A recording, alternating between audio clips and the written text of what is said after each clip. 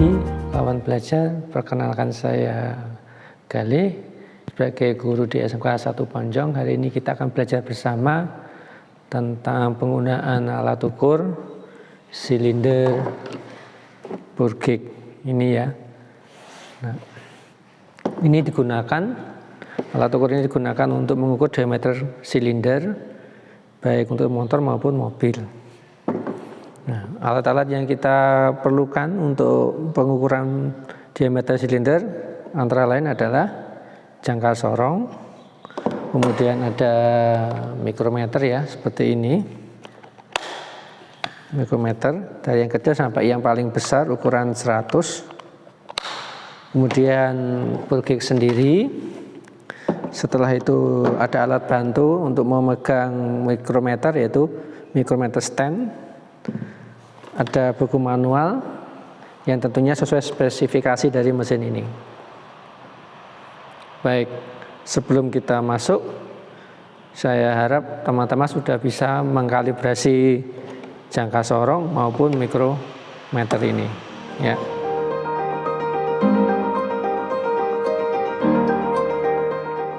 Baik teman-teman, tadi kita sudah mengkalibrasi mikrometer yang ukuran 575 dan kita juga sudah memasang root dan replacement washernya ke alat bore gauge-nya. Nah, cara yang kedua ya, kita dengan cara mengenalkan pada bore gauge-nya dan kita mengukur panjang root ini. Kita nolkan dulu. Pas di angka 0, ini kita nolkan dulu ya. Nah, pas di angka 0, setelah itu kita ukur panjang root ini menggunakan mikrometer. Mari kita ukur sampai jarumnya nanti bergerak melebihi 1 strip.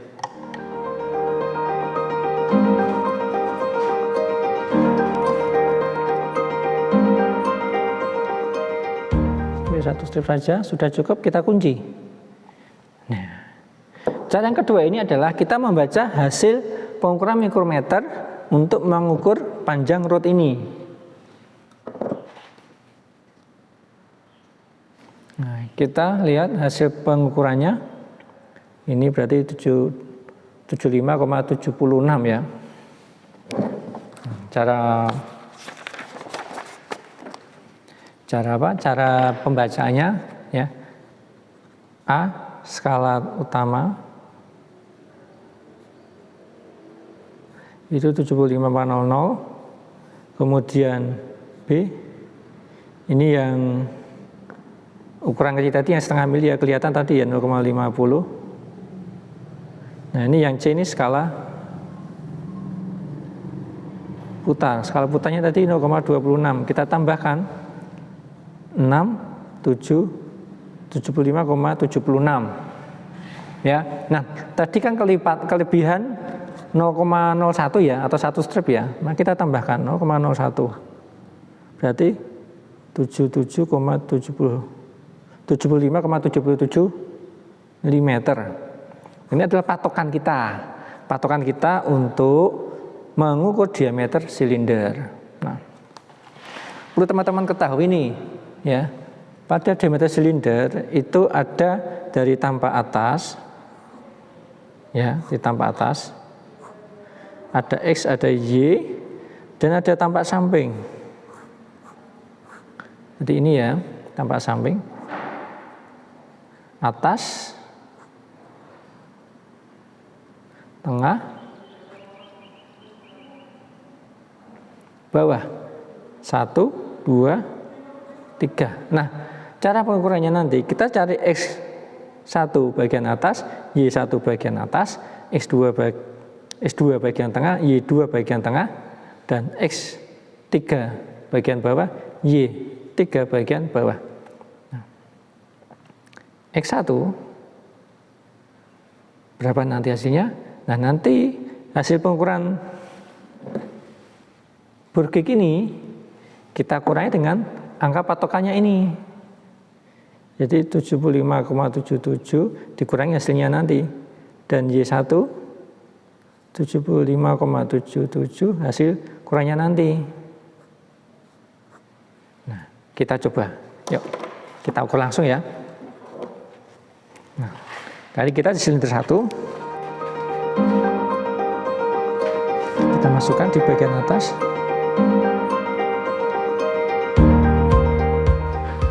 Dan hasilnya ini, bentar.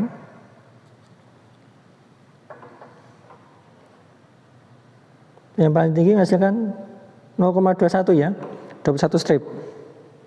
X-nya ini 21 strip. Kita catat dulu. 0,21 dan Y-nya ini Y1-nya atas.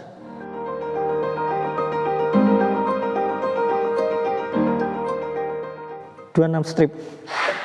Berarti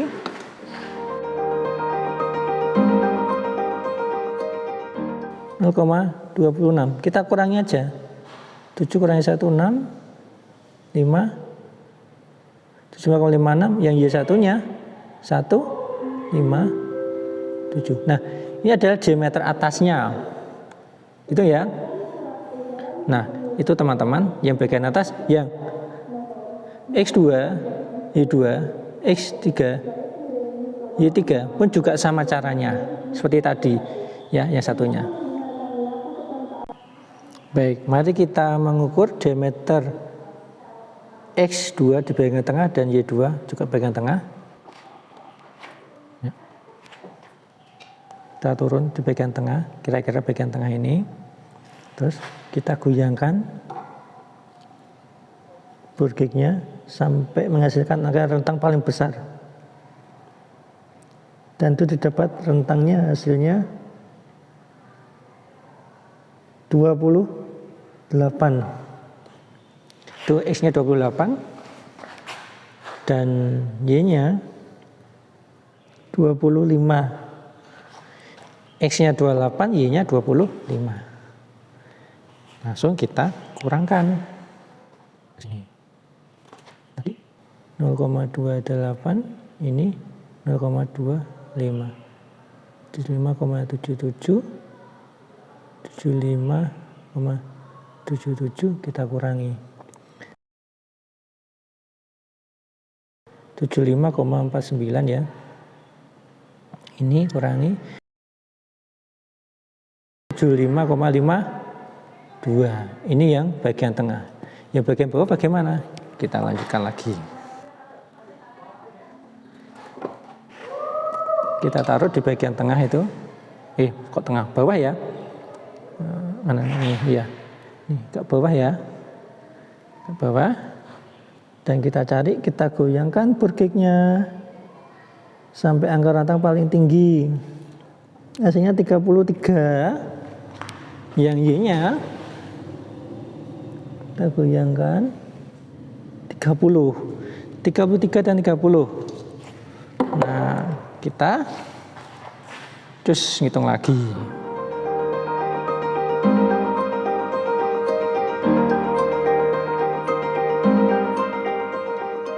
Sini. Nah, ini sudah ketemu, ya.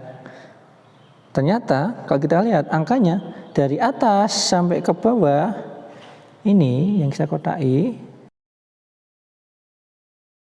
ini adalah semakin mengecil. Nah, ada yang membesar, ada yang mengecil nih. Nah, kenapa? Baik, saya akan menjelaskan kenapa angkanya semakin mengecil, dari atas ke bawah semakin mengecil, karena pada motor bensin kecenderungan kalau mesin sudah mulai tua atau aus, maka bentuknya adalah seperti ini. Ini bagian atas, ini bagian bawah. Karena keausan paling tinggi ada di bagian atas ini. Ini adalah aus paling tinggi. Karena piston sering bergerak di bagian atas ini, yang bawah ini adalah jarang. Gitu ya teman-teman. Nah, setelah kita ketemu datanya ini, cara untuk membaca keovalan dan keterusan bagaimana? Yuk kita lihat.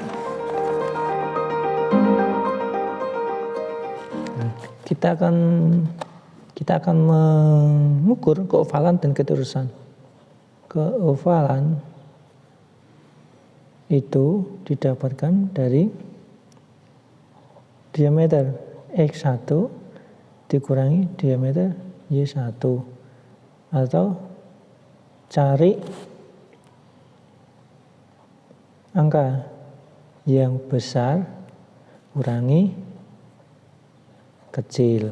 Nah, diameter yang X1 itu kan tadi, kita ambil contoh yang terakhir ya, yang ini 75,56, dan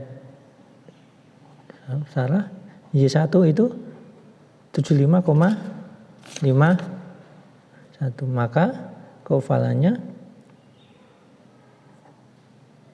diameter X1 75,56 kurangi 75,51, 6,5,0,0,0. Ini yang atas itu nggih. Terus yang bagian tengah X2 Y2 sama dengan ini 49,52, berarti 75,52 ini Y2 kurangi 75,49. X1 kita kurangi, ini ketemu 3,00. Nah, ini yang tengah, ini yang atas. Yang bawah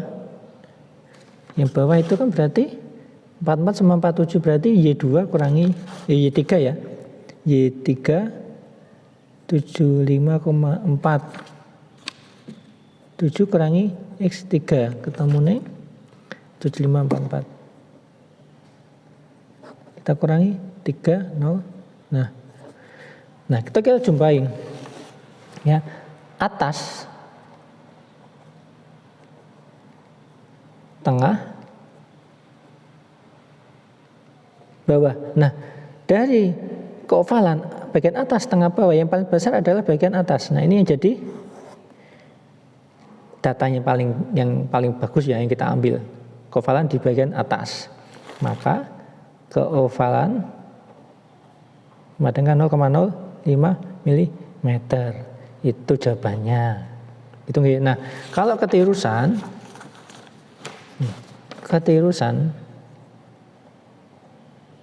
itu ketirusan kita mencari data yang paling besar dari X1, X2, X3. Nah, X1 tadi datanya ini ya, S1 75,56, X2-nya 49, X3-nya 75,44 ya. Nah, ini S1 75,56, X2 ini 75,49, S3-nya ini 75,44. Kita ambil data ini sama yang ini. Berarti 75,56 kurangi 75,64. Kita kurangi ketemu nih 6 kurangi 4, 2, 1, 0,12. Ini yang sisi bagian X. Nah, kalau yang Y, bagaimana Y1, Y2, Y3? Kita cari Y1, Y2, 3. Y1-nya 51, Y2-nya 52, Y3-nya 47. Yang ini tanya besar ini yang kita cari, yang kita gunakan. Maka 75,52 kurangi 75,47. 12 kurangi 7, 5, 0. Oke. Maka keterusan yang paling besar ada di sumbu X. Dan ini adalah sumbu Y. Dan itu jawabannya cara mengukur keovalan dan ketirusan pada diameter silinder.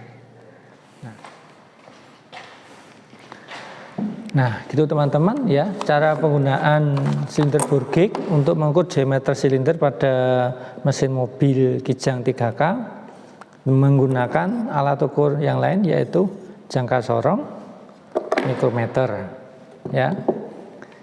Apabila ada pertanyaan silakan ditulis di kolom komentar, dan apabila teman-teman menyukai video saya ini silakan di subscribe dan like. Oke, nantikan video saya selanjutnya mengenai penggunaan alat ukur tidak langsung teleskopik gauge. Untuk apa saja ini kegunaannya, saksikan video saya yang selanjutnya. Sekian dari saya, selamat pagi, semangat belajar.